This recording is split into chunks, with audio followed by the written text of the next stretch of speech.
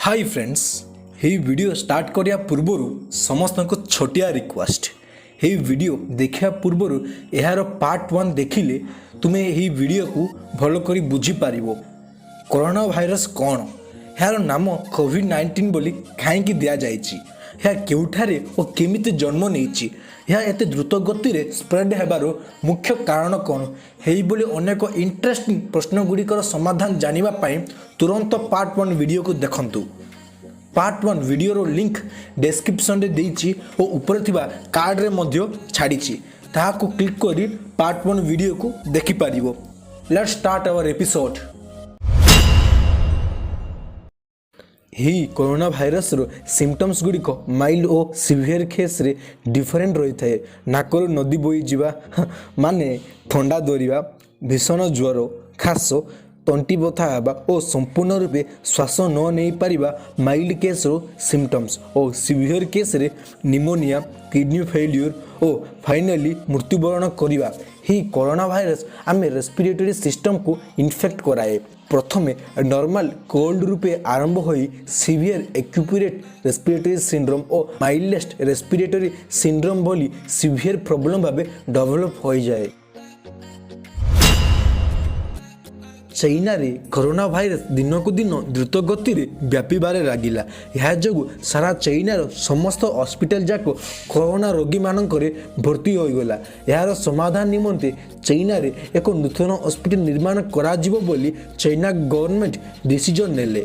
एक हॉस्पिटल निर्माण करिया पाई तो प्राय 6 मास समय लगी थाए, मात्र सेमानक पाखरे एते समय नथिला। तेनु अत्याधुनिक टेक्नोलोजी यूज करी सेमाने केवल मात्र 10 दिन मध्य एक हॉस्पिटल निर्माण करथिले। 10 दिन मध्य हॉस्पिटल किपरि निर्माण करागला बोली के जानिबा को चाहिले कमेंट सेक्शन रे पचारो, मु ता विषय रे नेक्स्ट वीडियो रे कहबी।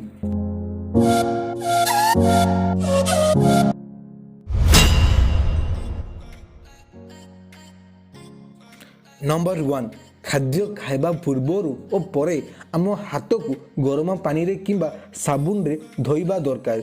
जो माने हैंड सैनिटाइजर्स यूज करूछंती सेमाने नॉर्मल हैंड सैनिटाइजर बदल रे alcohol based hand sanitiser use करिया दरकार। नंबर 2, आम हाथ और फिंगर को आम आखि, नाक और पाटिटारू दूरे रखिया दरकार। बारंबार हाथ को मुहरे न मारिबा दरकार। नंबर 3, आमे बाहर को जीवा समय कौन सी एनिमल को टच करिवार नहीं। नंबर 4, जो मानकु खास, ज्वर और ठंडा धरी थाए सेमानक ठारू टिके दूरे रहिबा दरकार। नंबर 5, सोशल मीडिया रे वायरल हेउतिबा विभिन्न रूमर्स बा फेक न्यूज गुडी को विश्वास करिबा नहीं।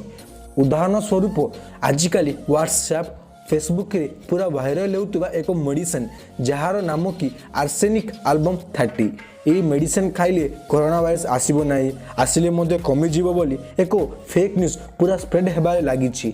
हा मेडिसिन केउ रोगर ट्रीटमेंट पे यूज करा जे ए सब किछि न जानी लोक माने एही मेसेज को फॉरवर्ड करिबारे लागिछंती। साधारणतः एही मेडिसिन एसिडिटी, फीवर और कफ पे व्यवहार करा जाए।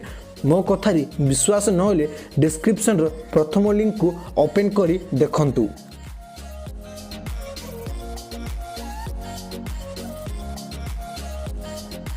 नंबर 6, लोक माने प्राण भय मास्क गुड़ी को पिंधिबारे लागिछंती, मात्र एपरी मास्क पिंधिबा किछि आवश्यक नाही। जो मानकु भाइरस होइछि बा खास, ज्वर और ठंडा होइछि सेमाने पिंधिबा दरकार। साधारण लोक माने याको पिंधिबा किछि आवश्यक नाही, कारण ही मास्क गुड़ी को साधारणतः हाथ रे ही पैकिंग करा जाए। जदि पैकिंग करथिबा लोक को भाइरस होइथिले ताहा मास्क माध्यम रे आमको व्यापीबार संभावना मध्ये रहिछि। अति जाग्रत हेले परिशेष आमको ही कष्ट भोगिबा को पड़े। एबे को मध्य मो कथारे विश्वास न हेले ए छोटिया वीडियो क्लिप को देखो।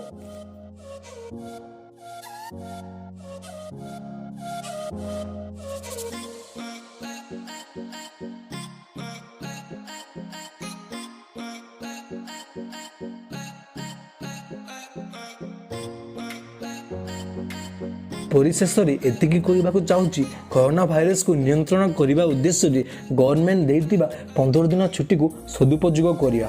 ଛୁଟି ତ ମିଳିଛି ବୋଲି ବୁଲାବୁଲି କରିବା, ଯାତ୍ରାକୁ ବୁଲିଯିବା, ଏହିପରି କାଣ୍ଡ କଲେ ଏହି ଛୁଟିର କିଛି ପ୍ରୟୋଜନ ନଥାଏ।